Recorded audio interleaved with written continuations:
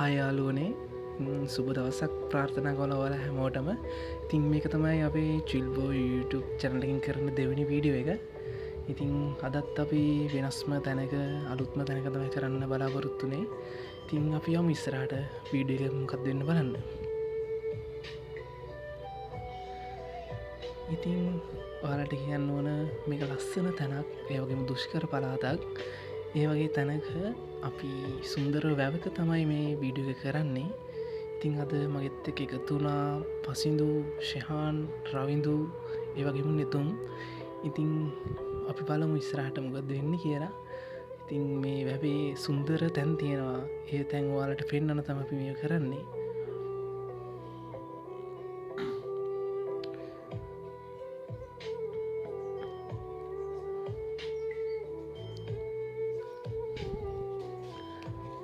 දැන් අපි මේ අන්දර්ගස්යායක් මැදින් තමයි යන්නේ.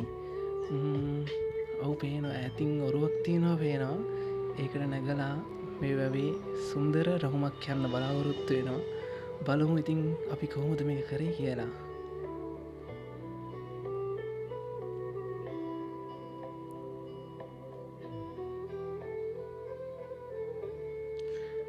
යාළුවනේ ඉතින් ගමන නම් අපහසුයි. මඩ ගොඩක එරිල්ලා තමයි යන්න උනේ.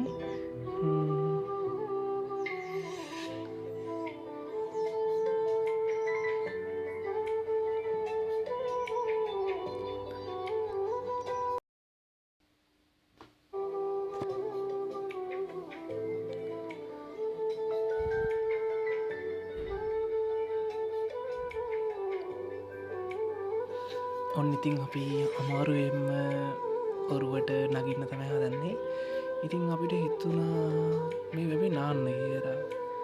ඉතින් ඒක පොඩි ආසාවක්. ඉතින් ඒක නිසා අපි ආසාව ඉෂ්ට කරගෙන තමයි මේ යන්නේ. ඉතින් මේ ගමනට මේ වැවට කියන්නේ, අපි යන පාරට කියන්නේ කිඹුල්ලාර කියලා. මේක ඉස්සර කාලේ හිටපු රජ කෙනෙක් කරපු වැවක් තමයි. බලමු අපි මේ වගේ පුරාවස්තු තියෙනවා.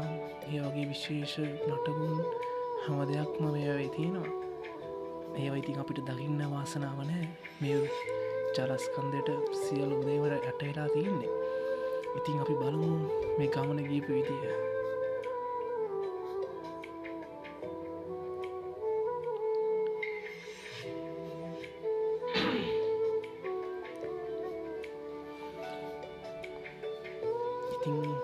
අත මේ ගමනේ ඔරුවේ ඩ්‍රයිවර් විදියට වැඩ කරේ අපේ නෙතුනුයි රවිඳුයි. එයාලගේ අත්වලට පිසිද්ධ වෙන්න අපි මේක වැටෙන්නේ නැතුව අපි ගියා. මම හිතන්නේ එයාලා පළපුරුදුකාරයෝ තමයි මේවට. මේ දැන් අපි යන්නේ කිඹුල්ලාර මැදින්. මේකේ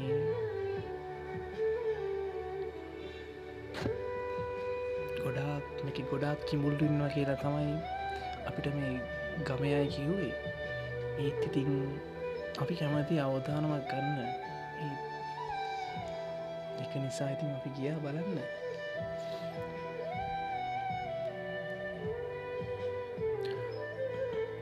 ඔය පේන්නේ කිඹුල්ලාර කියන මේක ආරක්. මේකෙන් තමයි මේ වැවට ජලය එන්නේ. ඒ වගේම මේ වැවේ තව විශේෂ දෙයක් තියෙනවා. මේකට ඒකදේශීය පක්ෂීන් විශාල ප්‍රමාණයක් ඉන්නවා. ඔයාලට ඒක මේ ඉස්සරහා වීඩියෝ එකකින් මේ පක්ෂීන් දැක ගන්න පුළුවන්. බලමු අපි. කටු මැදින් තමයි ඉතින් අපි යන්නේ. අපේ පරිස්සමක් තියාගෙන. ලස්සනයි ඉතින්. ඒ ලස්සන නැතිලා තියෙනවා මේ අන්තර්ගස් පැවිලා. ඒවා ආක්‍රමණශීලී ශාක වැවක් විනාශ වෙන්න මූලික හේතුව මේක.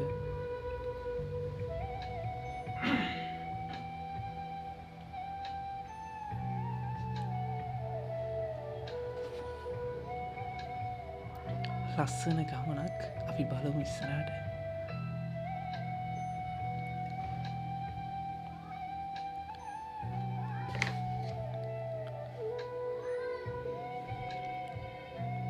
තව දෙයක් කියන්න ඕන. මේක මං හිතන්නේ මාගම් පත්වේ තමයි මේ ඒ ප්‍රදේශයට තමයි මේ අයිති වෙන්නේ. ඉතින් මං හිතන්නේ රෝහණ මාගම් පත්තු කියමුකම මතක් කින රජ කෙනෙක් තමයි දුටුගැමුණු රජතුමා. එතුමාගේ කාලේ කරපු සුන්දර නිර්මාණයක් තමයි මේක. මේකේ කතා පැතිරෙනවා නිතන් තියෙනවා ඒව කියලා. එහෙම නිසා පිටින් ගොඩාක් කට්ටිය ඇවිල්ලා මේක විනාශ කරනවා. ඒත් ඒ විනාශ කරපුවා නම් දැන් පේන්නේ නැහැ. මේ ජලස්කන්ධයට යට වෙලා තමයි තියෙන්නේ. ඉතින් යාළුවනේ මං හිතන විදිහට මේ වැවින් මේ ගමේ පවුල් 500ක් විතර ජීවත් වෙනවා. පවුල් 500ක කුඹුරවලට මේ වැවේ ජලය පෝෂණය දෙනවා. ඉතින් මං කිව්වේ අර තමයි තියෙන නිදන් ගල. එතනට දැන් අපි යමු. ගිහිල්ලා ඊටු ටික අපි එතනදි බලමු.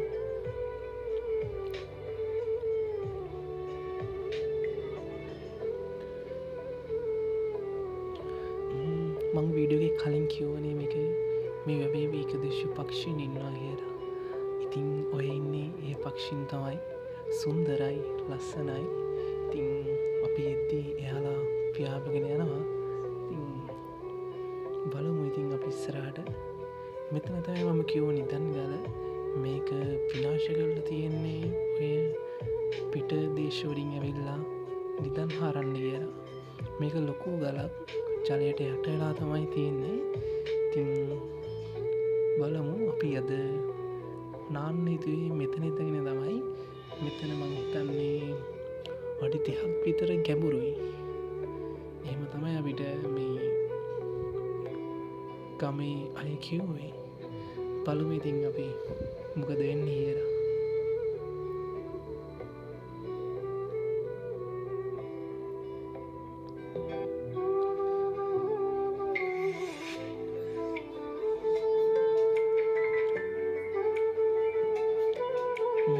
ඉතින් අපි අමාරුවෙන් කටු තියෙනවා. අමාරුවෙන් තමයි අපිට මේ ගලට නගින්න වෙන්නේ. කොහොම හරි අපි නැග්ග අමාරුවෙන්ම මේ ගල උඩට. ඉතින් ඔක තමයි මම හිතන්නේ පස්සෙන්දම පැනලා ඉන්නේ. ශානුත් දැන් පනින්න තමයි හදන්නේ ඔයාලට.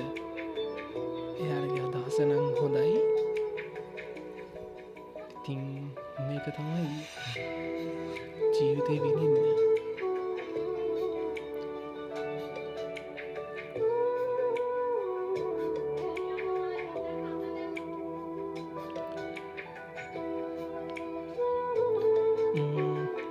අපි මෙතන අද නෑවට සතුටින් මෙතන ගමේ කට්ටිය කියව විදිහට මෙතන කිඹුල්ලෝ ඉන්නවා. ඉතින් අපේ වාසනාවකට කොයිද එයාලා මෙතන මේ වෙලාවේ හිටියේ නැහැ. ඉතින් අපි එකෙන් උපරිම ප්‍රයෝජනය අරගෙන අපේ සුන්දරත්වය වින්දා. මේ වගේ තැනක් දැක්කම නාන්න හිතෙන්නේ නැත්තේ කාටද? කවුරු ගොඩට ගත්තත් ඒ වතුර ඉන්න පසින්දුලන් ගොඩට ගන්න අමාරුයි ටිකක්.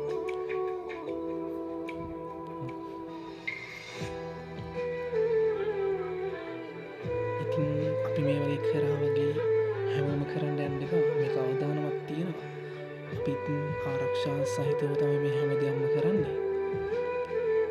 අපිත් අවදානමක් කරගෙන ඔයාලට මේ ලංකාවේ සුන්දරත්වය පෙන්වන්න තමයි මේ වගේ වීඩියෝ කරන්නේ. මං හිතන්නේ දැන් අපේ හැමෝම වතුරේ තමයි ඉන්නේ. ඒත් අපේ රවිඳු නම් පෙන්නේ නැහැ. මේක තමයි ජීවිතය. ජීවිතය විඳින්න, සුන්දරත්වය විඳින්න. සුන්දරත්වය විඳින්න සබාදාමත් එක්ක ඔයාලට කවදාවත් වර්ධනය ගන්න නිදහස් වෙන්න.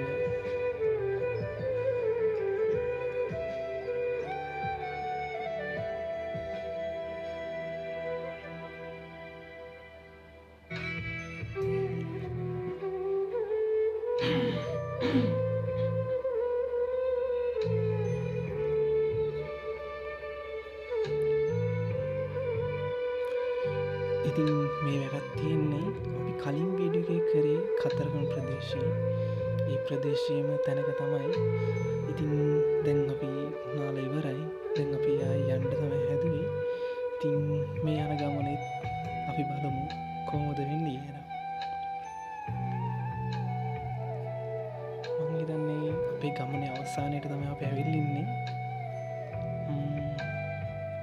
දැන් මම හිතන්නේ හැමෝටම නෑ වගේ ලොකු බඩගින්නක් ඇති.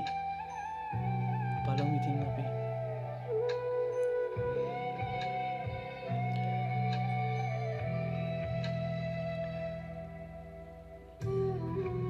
හැම තැනකම ඉන්නවනේ අත්අදා බැලීම් කරන කට්ටිය. ඒ වගේ කෙනෙක් තමයි ඔය ෂෙහාන්. එයා ඉතින් මේක හේව කරලා අපි ලස්සන තමයි කරන්නේ. ඉතින් මේක තමයි අපේ අවසාන වීඩියෝ එක. අවසානය වීඩියෝ එකේ අපි දැන් ගොඩට ඇවිල්ලා ඉන්නේ. බලමු අපි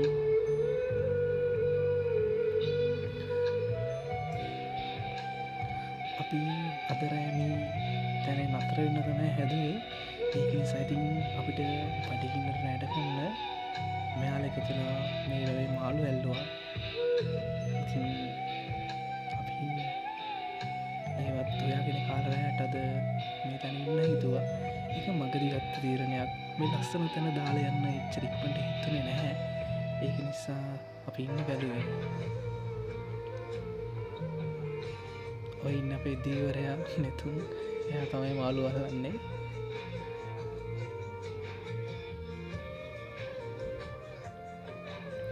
මේක තමයි ඉතින් ගමක තියෙන සුන්දරත්වය. ඉතින් අපි තවත් වීඩියෝ එකකින් හම්බෙන බලාපොරොත්තුෙන් අදට සමු ගන්නවා.